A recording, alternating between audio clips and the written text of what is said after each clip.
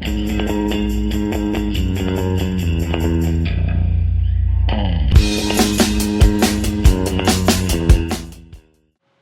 everybody, it's Steph Davis here from flipthiswholesaler.net, here today with a brand new Q&A video for you guys. My question this time around comes from Jerry, and Jerry's email reads, "Hi Steph, I've got a great deal on the line, but I'm running into a little bit of trouble proceeding with it.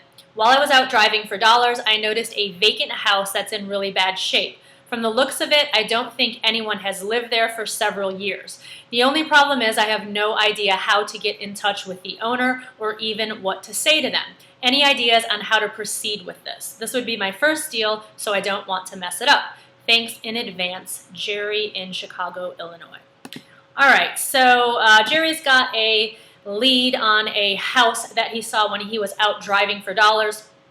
For those of you who are not familiar with the term driving for dollars, it basically means getting out into your farm area, driving up and down the streets and looking for properties that are in distress. Properties that are boarded up, maybe burned down properties, houses that look like they haven't had any attention in a very long time. The reason that we do this is because many times, or I should say sometimes, if a property is in distress, there is often an owner who is in distress, who, if you are able to find them, find out if they're willing to sell, you can oftentimes get the property at a great price. So this is an awesome way to, especially when you're just getting started and you're becoming familiar with your farm area. For those of you who are not familiar with the term farm area, this is something that I strongly encourage. I teach this in all of my training materials. If you watch any of my videos on YouTube, this is something that I strongly encourage for you to do, especially if you're just getting started, is to choose a farm area to focus on and don't go beyond that area. Okay, what a farm area basically means is a small section of your city that you are going to focus on and get to know it like the back of your hand, all right? And the reason why I suggest doing this is because when you're just starting out and you don't really know anything about the market, if you try and understand what is going on with property values throughout your whole entire city, it can become very overwhelming, all right? If you just instead kind of narrow it down to one particular neighborhood or a zip code or a portion of a zip code, and then spend some time getting to know that area like the back of your hand, it's going to be a lot easier for you to analyze deals once the leads start coming in. All right, so that's something that I suggest doing, and you can kind of kill two birds with one stone here. You choose your farm area while you are going out and getting to know that farm area. That's something else that I suggest doing. Go online, whether it be Zillow or the MLS, pull a list of recent comparable sales, let's say houses that have sold within your farm area within the last 30 to 60 days, and then print out that sheet and go drive by each property and take a look at each property. Doing so just gives you a lot better idea of what is going on in that neighborhood. If you do that enough and you spend enough time doing that, you are eventually going to get to the point where you can spot a deal in, when a seller calls you and they've got a house that they want to sell, you're not going to have to spend the next 3, 4, 5 hours or the next day looking up comps and trying to decide what you would offer. You're just going to know. Okay, it does take time to get to that point, but it's definitely worth your time. So again, just to recap here, and I totally kind of went off on a tangent, and I will get to your question, Jerry, here in just a second. Just to recap, I do recommend choosing a farm area, getting to know the area really well, and you can kill two birds with one stone. While you are out getting to know your farm area, driving up and down the streets, driving past the recent comps, you can also be driving for dollars. So if you see a property that is boarded up or a house that looks like no one has done anything to it in 15 years, jot down that address, and there now you have some leads that can possibly turn into deals. All right, so Jerry, to finally get to your question, how to go about finding the owner of this property. There are several different ways. The easiest would be to look at to see if your county's property records are online. You said you're in Chicago. I would assume, I'm not positive about this, but I would assume that most, if not all of the counties in Chicago are online. I have worked with students before in Chicago, and I know that at least some of the counties there have property information that is online. But if you have no idea if this information is online for your county, you can go to the website N is in Nancy, it's NETR online.com, and I'll put a link to that site beneath this video on my blog. But if you go there, you can do a search for your county, and it will tell you all of your public records offices that are online, and you can find out a lot of information using these sites. Now, it's going to be different depending on what county you're in, and it might be called different things in different counties. For example, in my county, it's called the Property Appraiser website, and using that site, you can go type in a property address, and it will give you the owner's mailing address. All right, so you might be able to find it that way. Another way would be through your tax assessor or your tax collector's website.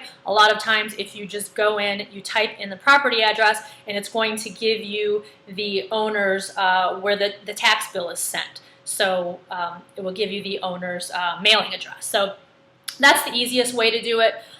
If you can't find it that way, if for some reason those records are not online, or if it's giving the owner's mailing address as the property address, and obviously there's no one living there, you can try mailing a letter to the physical address of the property that you drove by that was vacant. A lot of times there might be a forwarding address that might forward to the owner. If that doesn't work, you can try talking to the neighbors. A lot of times, if there is an eyesore in the neighborhood, the neighbors are going to be all too happy to help you out. If you let them know, hey, I'm an investor, I'm looking to purchase this property next door, I want to fix it up and resell it, they're going to be, in many instances, they'll be willing to bend over backwards to help you find that person. And a lot of times they'll know the person's name, and then you might be able to do some more investigating to find that person. So you can try knocking on the neighbors' doors. If you don't feel comfortable doing that, you can send the surrounding neighbors a letter and just briefly explain who you are. You're an investor, you want to buy that property, fix it up and resell it. If they have any information on how you can contact the owner to give you a call. Those are a couple of different ways. A third way that sometimes works is if you just take the physical address of the property where you're trying to find the owner and put it into Google. Sometimes if there was a previous listing, the property listed for sale or for rent, you can sometimes find the owner's contact information, whether it be their phone number or a real estate agent's phone number who might be able to point you in the right direction. I might be able to find it that way. So those are just some ideas for you. One thing to keep in mind too is that just because the property is distressed doesn't always mean that the owner is distressed, okay? Sometimes it does, but not always. So I have seen people put all of their eggs in one basket. I actually talked to a guy, I think it was last year, who was just starting out. He was in a similar situation. He found a property in his neighborhood that was vacant, and he spent close to a month and a half looking for the owner of this property. Okay, he didn't know anything about the owner's situation. He didn't even know what was owed on the house, but he spent about a month and a half looking for the owner. When he finally contacted the owner, when he finally found him and contacted him, he found out that number one, the owner didn't want to sell, and number two, even if he did, he was upside down with his mortgage, so it wouldn't have mattered anyway. So, just keep in mind that not always it doesn't always mean that there's going to be a deal there just because the house is in a distressed situation, okay? As far as what to say, once you have found the owner's contact information, as far as what to say, if you're sending them a letter, I just have a very short letter that basically says, hi, my name is Stephanie Davis. I'm an investor here in St. Petersburg, Florida. I noticed that you own a property at 123 Main Street. I was wondering if you are interested in selling. I'm currently looking to buy 3 properties in that neighborhood in the next couple of months. If we can come to an agreement on price and terms, I can buy it as is, pay all cash, and close quickly, something like that.